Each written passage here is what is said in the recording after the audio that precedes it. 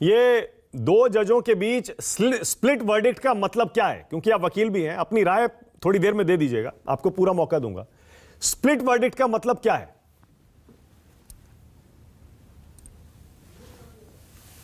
आपने शायद म्यूट किया है, उसे अनम्यूट कर लीजिए।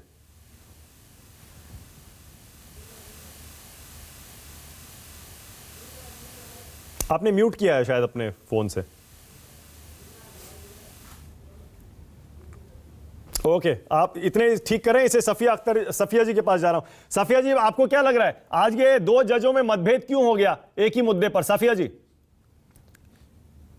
देखिए, ये तो जजों की सोच के ऊपर निर्भर करता है। पहली बात तो ये कि अभी जैसा कि अभी कहा था कि दूसरे मुल्कों में इन चीजों के ऊपर बैन लगाई जा रही है, तो वो हमें उससे कोई मतलब नहीं है कि दूसरे मुल्कों में बैन लग रहा है या नहीं लग रहा है। हम अब हिंदुस्तान के हैं, हम हिंदुस्तान में रहते हैं और हम यहाँ के कॉन्स्टिट्यूशन को मानते हैं। जब कॉन्स्टिट्यूशन ये अधिकार दे रहा है, ये फंडामेंटल राइट्स हमको दे रहा है कि हम जिस तरह के कपड़े चाहे पहने, जिस तरह चाहे रहें, तो उसके ऊपर पाबंदी क्यों? तो फिर हिजाब से क्या परेशानी है? और दूसरी बात यह है कि अगर हिजाब बांध के लड़की जा रही है, को वो कंफर्टेबल महसूस, आपकी आवाज में कुछ दिक्कत आ रही है, उसे ठीक करवा रहा हूं, एक सेकंड। विजय शंकर तिवारी, आप जवाब देंगे आसिम वकार का? विजय शंकर तिवारी बोलिए। वो कह रहे हैं धर्म हमारा इजाजत देता है, जी हम नहीं मानते आपकी जोर जबरदस्ती को। देखो मानक जी, देश में हिजाब, भारत में हिजाब बैन नहीं है। पहली बात तो ये ध्यान में आना चाहिए। आपने दुनिया भर के अनेक देशों में आपने बताया कि कैसे बैन पर प्रतिबंध है, कैसे बैन नहीं हिजाब नहीं पहन सकते हैं, सारे दुनिया भर का सारा आपने बताया है। और भारत में एक बात तय है कि यहाँ पर हिजाब बैन नहीं है।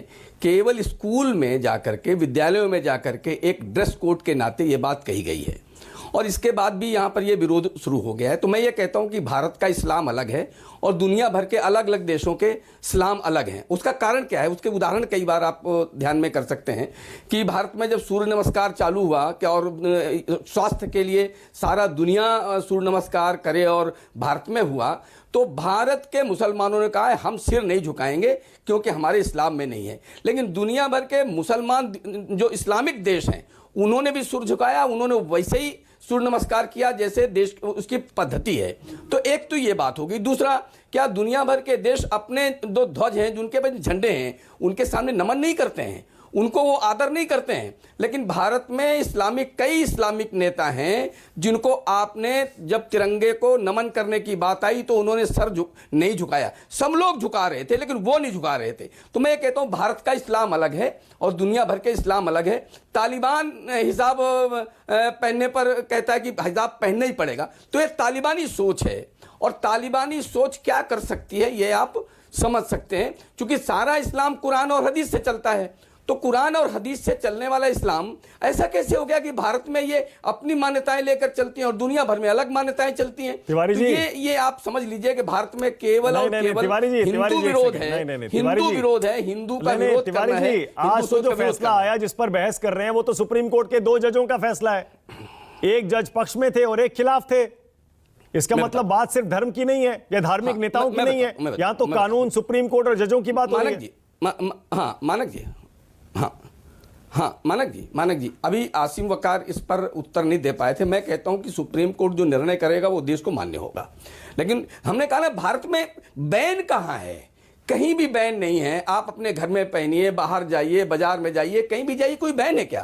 केवल एक विद्यालय ने ड्रेस कोड के नाते कहा कि भाई कक्षा में आप आ रहे हैं तो हिजाब में मत आइए। तो इतने में केवल विरोध करना, तो कट्टर कौन है ये आप देख लीजिए। अच्छा, क्लास में क्यों बैन करना चाहती है कर्नाटक की सरकार हिजाब को?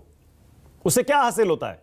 अगर हिजाब पहनाएंगी लड़कियां तो उससे क्या बिगड़ जाएगा? देखो, मैं एक मिनट, अगर यही बैन बंगाल में होता, यही बैन छत्तीसगढ़ में होता, यही बैन तेलंगाना में होता, तो विरोध इनको ये ध्यान में करना है कि किस प्रदेश में बैन हुआ है। अभी आसिम वकार एक बात कह रहे थे कि देखो सरदारों की पगड़ी और हेलमेट। अरे सरदारों की पगड़ी भी वही हेलमेट का काम करती है। ये जो हेलमेट हैं, ये हेलमेट किसी फैक्ट्री को चलाने के लिए निर्माण नहीं किए गए हैं, सर बचाने के लिए निर्माण किए गए हैं।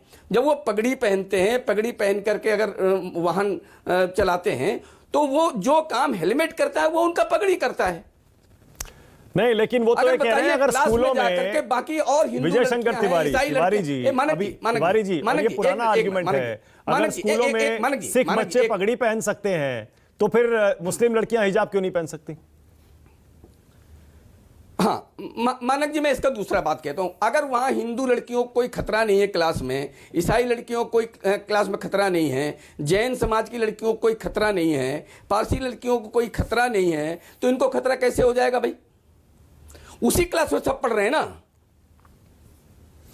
मैंने आपने जवाब नहीं दिया। मैंने कहा आसिम वकार ने बड़ी सिंपल सी बात कही, अगर सिख बच्चे पगड़ी पहन सकते हैं क्लास में, स्कूल में, तो मुस्लिम लड़कियां, छात्राएं, वो हिजाब क्यों नहीं पहन सकती? मैंने एक बात, आपकी बात का यही उत्तर दिया था जो हमने आपका कहा था कि जिस क्लास में जा करके वो हिंदू लड़कियां हिजाब तो नहीं पहनी होती हैं, वहाँ पारसी लड़कियां तो हिजाब तो नहीं पहनी होती हैं, जैन की लड़कियां हिजाब तो नहीं पहनी होती हैं, और जो सिख लड़कियां होती हैं वो भी नहीं पहनती हैं। आपसी लड़कों की बात, सिर्फ लड़कियां पहनती हैं क्या हिजाब? तो उनको अगर कोई खतरा नहीं, अगर ये कहते हैं जी खतरा है और ये कोई हमारा धार्मिक है, तो कोर्ट ने कह रखा है कि इनका कोई धार्मिक प्रैक्टिस नहीं है, ये इनका कोई स्पिरिचुअल और रिलीजियस प्रैक्टिस नहीं है। Okay, all right, okay. तो उसको बना करके हर विषय को, धर्म को ला करके, मरियम, इसका मतलब ये हुआ, स्प्लिट वर्डिक्ट का मतलब ये हुआ कि अभी तो हाईकोर्ट का फैसला